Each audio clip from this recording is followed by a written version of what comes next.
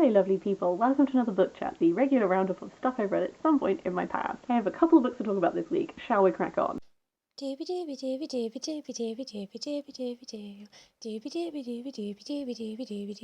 Vlogs. I'm going to start off with a book that I read on Libby. This is The Chiffon Trenches by Andre Leon Talley. Andre Leon Talley is obviously a hugely famous name in the fashion world.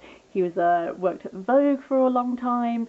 I personally know him from watching too much America's Next Top Model when I was a teenager, but this is his second autobiography that he's written.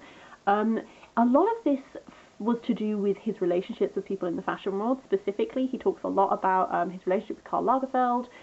They had a really strong friendship for a long time before he was sort of cut out of Karl's life. Similarly, he talks a lot about his relationship with Anna Wintour, and they also had sort of like a bit of a parting of ways. So those were both very interesting, both to see like the really strong times they had, but then also like his criticisms of how their falling out sort of came to be. There were a number of other people in this who, if you are someone who's really interested in fashion, you'll probably know who they are very, very well. I find fashion really interesting, but I don't know a huge amount about it. I'm not going to sell myself as an expert. So there were some people who were like names that I vaguely knew of, but it was interesting to get more of a background on them. And equally, I've been introduced to a bunch of people that I didn't really know anything about, so that was really interesting. He's definitely a person who like had some really strong friendships with some really interesting people. So that was really fab to read about and like very eye-opening for like how what things he had to do in his different roles and stuff like that. I'd like to give a real trigger warning for this because one topic that he goes into in a lot of detail is his binge eating that stems from trauma from being sexually abused when he was a child. Those are things that are talked about.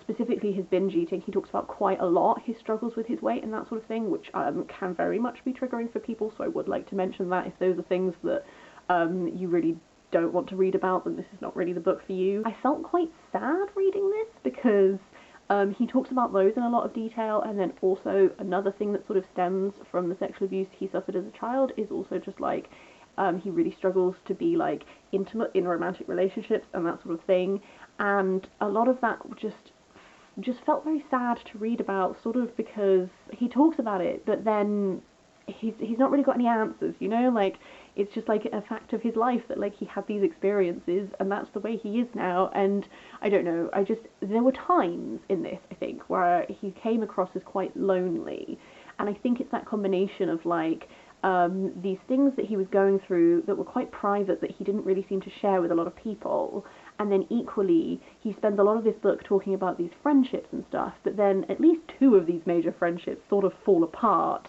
So there was sort of an element of this where I felt like a lot of it was quite surface level, and then every now and then he would really delve into a topic. He talks a lot about what it was like to be specifically a black man in the fashion world, and especially the introduction is really heavily focused on that, and that is something that he returns to, and every time he sort of talked about that, I felt like those were like really strong parts of this book.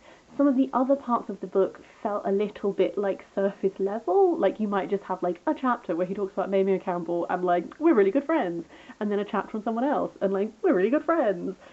Which is, again, like, it's fine, like, it's down to an individual to decide how much they want to share, and in many ways he, like, shared quite a lot. Like, he was not afraid to come out with stuff about, like, Anna Wintour and Karl Lagerfeld and the way that they treated him, and, like, what was okay and what was not okay, and that sort of thing. This slightly strange experience of going from, like, quite light surface level chapters about his friendships with people, and then into some really deep stuff, and then, like, back to light and surface level and that sort of thing. I'm definitely glad I read it. It was a book that I eagerly had my hold waiting on Libby because I really wanted to give it a go. So yeah, an interesting read for sure. After that, I want to talk about a graphic novel. This is Slaine, Demon Killer by Pat Mills, Glenn Fabray, Greg Staples and Dermot Power. This is a 2000 AD collection. This is like a fantasy series from the 2000 AD comics. Slaine is like this hero, and it's all very rooted in like Irish mythology and stuff like that. The introduction to this was really interesting because Pat Mills talks about the way that the specific attributes of like Irish heroes are things that do not always translate necessarily super well. So he was talking about all the different types of heroes that have had like film adaptations and stuff like this, whereas like the types of attributes that are praised in Irish heroes and like the storylines they have and stuff doesn't necessarily lend itself to like the big screen. And also he was talking about the way in which that we have a tendency to really like idealize like the Roman invasion of Britain as like the civilizing influence upon these savages and stuff like this, and how that's like a really terrible way to view it. This is 3 different runs in one. The main story arc in this is about Slaine being brought back to team up with Boudica to fight against the Romans, and they go into like you know, they don't shy away from the brutality of Boudica's rebellion, but again, he talks about in the introduction, like, to Slaine's perspective, these Romans are invaders who've massacred his people, so he would obviously return that in kind. So I felt like this did quite a good job of, like, addressing imperialism, not just in this specific Roman context, but also, like, on a wider context, and also very much, like, exploitation of the earth. There's a real, like, green message in here that is, like, protect and respect the earth, it's what you have. Also, but then, like, also with, like, much arse-kicking and bloodshed. It's, like, this really strange mix. Personally, Glenn Fabray's art style is not always to my specific taste. This is this style here. It's quite, grotesque in a way that very much fits with what's happening, because Slaine has this thing where he, like, warps, and then he becomes, like, his body goes really weird, and he gets really powerful and stuff like that. So this, like, grotesque art style very much fits it.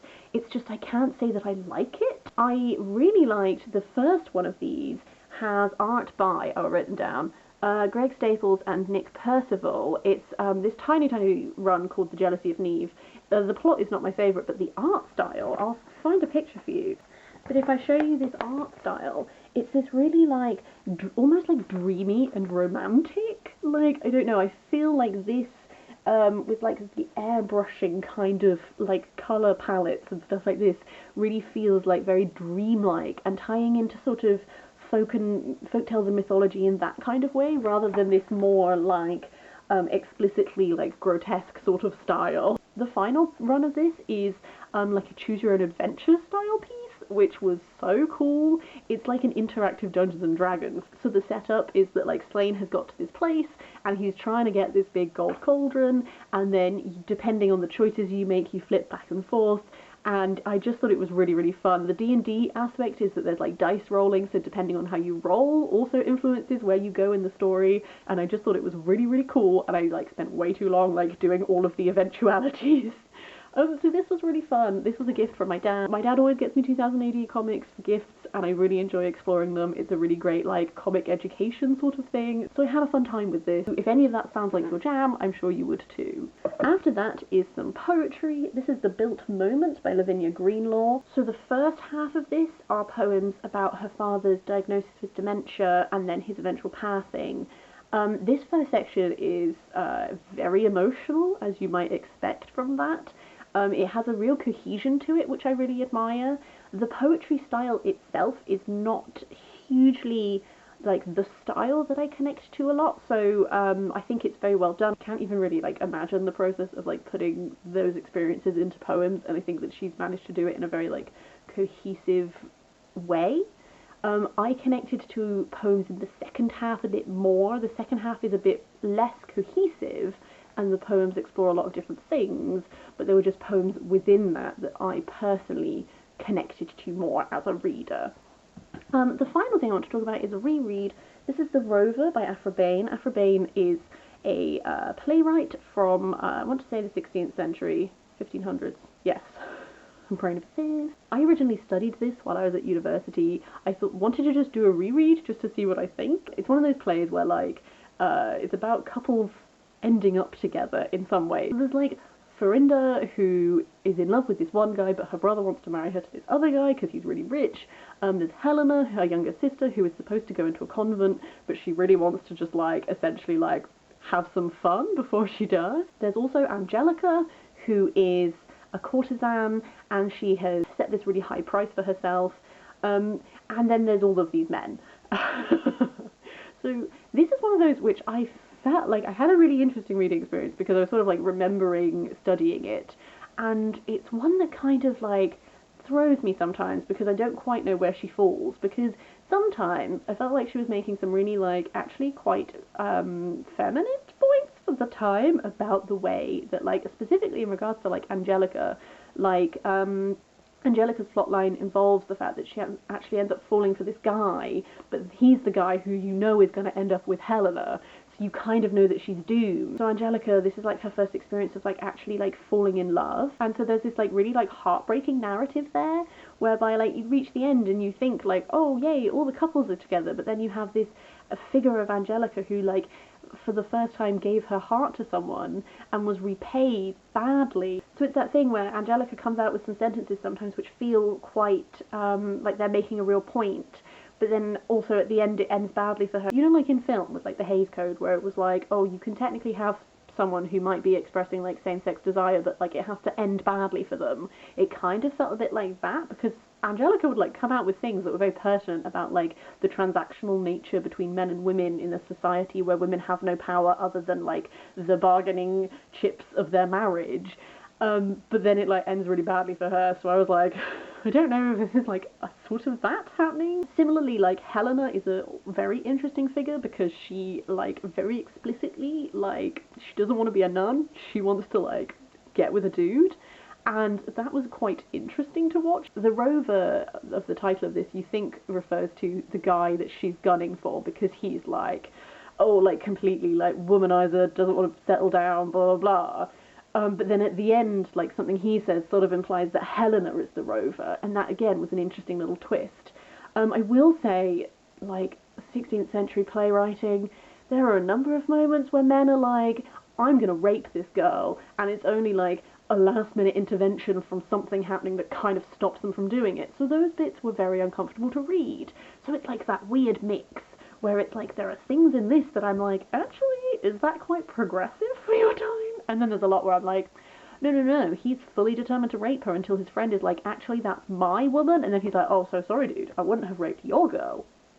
You're just like, maybe you could rape no one instead. So an interesting reading experience. So that's everything I wanted to talk about in this book chat. I would love to know if you've read any of these, if you have feelings on any of these, please do leave a comment for me down below. Otherwise, I hope you're having a lovely week, and I'll see you next time for something different.